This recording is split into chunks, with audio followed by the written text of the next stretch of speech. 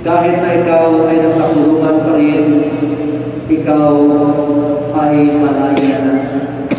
You are a free person even if you are still in prison.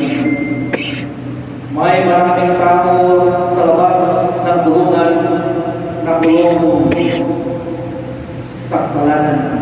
Kulong ng kasalanan. There are many out there who are imprisoned by sins and have no desire yet to repent and believe in the Gospels.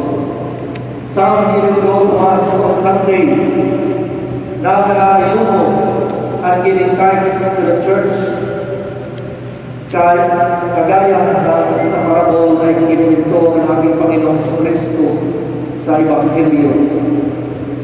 May mga mananampalataya hindi naman involved sa systemic corruption sa gobyerno o sa anumang institusyon, ngunit kurap din sa ibang bagay.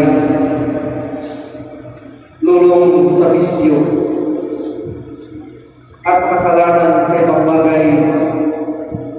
Nangapil ng kapwa, taksil sa asawa, mainitin na puno, pinahihirapan ng pamilya, akusador, mga akusador sa mga katulong at sa kasabahay, reckless sa pagmaneho ng sasakyan at iba pa.